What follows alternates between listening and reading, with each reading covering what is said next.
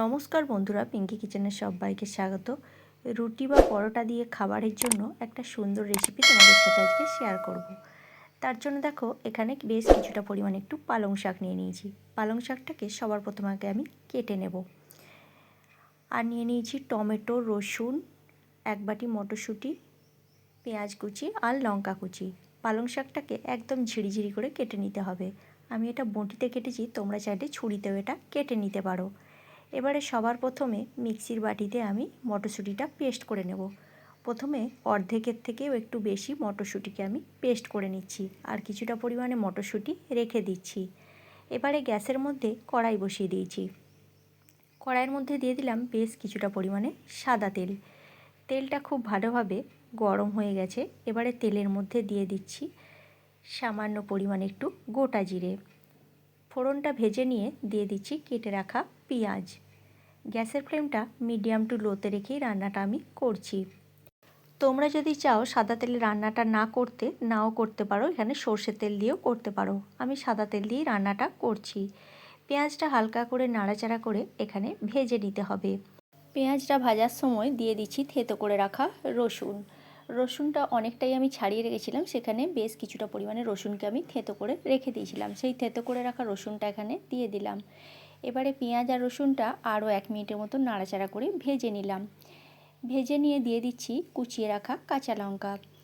কাঁচা লঙ্কাটা দেওয়ার পর দিয়ে দিলাম থেতো করে রাখা আদা। এখানে আমি 1 চামচ মতো আদাকে গ্রেড করে রেখে দিয়েছিলাম, সেই গ্রেড করে রাখা আদাটাও দিয়ে দিলাম। তোমরা চাইলে আদাটা পেস্ট করেও দিতে পারো, আমি এখানে গ্রেড করেই দিয়েছি। এবারে খুব ভালো করে পেঁয়াজ, রসুন, লঙ্কা, আদাটা একই সাথে ভেজে নিলাম। ভেজে নিয়ে দিয়ে দিলাম কেটে রাখা টমেটো কুচি। টমেটো কুচিটা দিয়ে আবারও একটু নাড়াচাড়া করে নিচ্ছি। গ্যাসের ফ্লেমটা মিডিয়াম টু লোতে রেখেই রান্নাটা আমি এখানে করছি। দেখো টমেটোটা অনেকটা কিন্তু গলে গেছে। এবারে এই পর্যায়ে দিয়ে দিচ্ছি বাকি সমস্ত মশলাগুলো।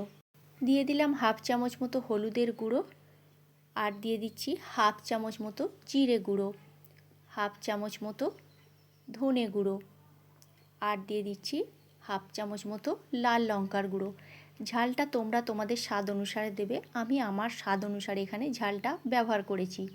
আর দিয়ে দিলাম 1 চামচ মতো কাশ্মীরি লঙ্কার গুঁড়ো, এটা সম্পূর্ণ দিলাম কালারের জন্য। সামান্য পরিমাণে একটু জল দিয়ে মশলাকে খুব ভালো করে কষিয়ে নিতে হবে, যাতে করে মশলার কাঁচা গন্ধটা চলে যায়। মশলার কালার সম্পূর্ণ চেঞ্জ হয়ে গেছে আর মশলার গা থেকে তেল ছাড়তে শুরু করে দিয়েছে। এবারে এই পর্যায়ে দিয়ে দিচ্ছি বেটে রাখা মটরশুঁটি। আর যে গোটা মটরশুঁটিটা রেখে দিয়েছিলাম 1 মুঠো মতো, সেই 1 মুঠো মটরশুঁটিটাও আমি এখানে দিয়ে দিলাম। মটরশুঁটিটা দিয়ে খুব ভালো করে মশলার সাথে কষিয়ে নিচ্ছি, যাতে করে মটরশুঁটিরও গন্ধটা চলে যায়। কাঁচা যে ভাবটা, সেই গন্ধটা চলে গেছে। এবারে এই পর্যায়ে দিয়ে দিলাম স্বাদ মতো নুন। নুনটা দিয়ে খুব ভালো করে আবারও একটু কষিয়ে নিচ্ছি। রান্নাটা সম্পূর্ণ কিন্তু কষিয়ে কষিয়েই করতে হবে, আর এখানে খুব বেশি জলের প্রয়োজনও হবে না। আর রান্নাতে আমি গরম জল ব্যবহার করছি। আগে থেকে আমি গরম জলটা করে রেখেছিলাম, সে গরম জলটা দিয়ে দিলাম। গরম জলটা দিয়ে খুব ভালো করে এবার খুন্তিতে করে মিশিয়ে নিচ্ছি। এটা ফুটতে ফুটতে আমি ডান দিকে আর একটা কড়াই বসিয়ে দিয়েছি ছোটো মতো। সেই কড়াইয়ের মধ্যে আমি দিয়ে দিয়েছি 1 চামচ মতো সাদা তেল। তেলের মধ্যে দিয়ে দিলাম গোটা কয়েকটা রসুন। রসুনটা দিয়ে ভেজে নিয়ে দিয়ে দিলাম কুচিয়ে রাখা পালং শাক। পালং শাকটাকে 2 মিনিটের মতো নাড়াচাড়া করে একটু ভেজে নিয়েছি। দেখো পালং শাকটা একদম কমে গেছে। এইভাবে একটু নাড়াচাড়া করে নিতে হবে, যাতে করে পালং শাকের কাঁচা গন্ধটা চলে যায়।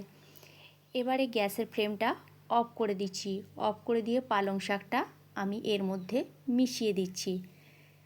পালং শাকটা দিলে এর টেস্টটা খুব ভালো হবে।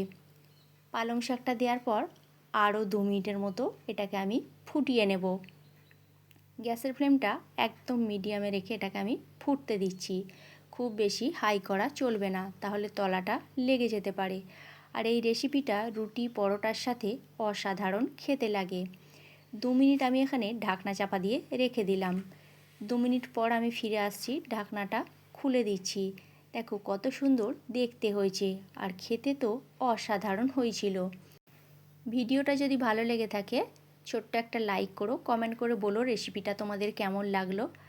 আর অবশ্যই একটা শেয়ার করে দিও। নতুন বন্ধু হয়ে থাকলে আমার চ্যানেলটা সাবস্ক্রাইব করার অনুরোধ রইল। আর ফেসবুক পেজ থেকে দেখে থাকলে আমার পেজটি ফলো করে নিও। দিয়ে দিলাম স্বাদ মতো এখানে একটু চিনিটা দিলে স্বাদের ব্যালেন্সটা ঠিকঠাক হবে, সেজন্য সামান্য পরিমাণে একটু চিনি দিলাম। চিনিটা দিয়ে খুব ভালো করে একটু মিশিয়ে নিয়েছি। এবারে গ্যাসের ফ্লেম অফ করে কিছুক্ষণ স্ট্যান্ডিং টাইমে রেখে দিয়ে তারপর এটা প্লেটে পরিবেশন করে দেব। তাহলে কেমন লাগলো অবশ্যই জানিও। আর রেসিপিটা একবার হলেও ট্রাই করে দেখো বন্ধুরা, অসাধারণ খেতে লাগে। ভিডিওটা শেষ পর্যন্ত দেখার জন্য অসংখ্য ধন্যবাদ। আজকের মতো তাহলে এইখানেই, নেক্সট ভিডিওতে দেখা হচ্ছে।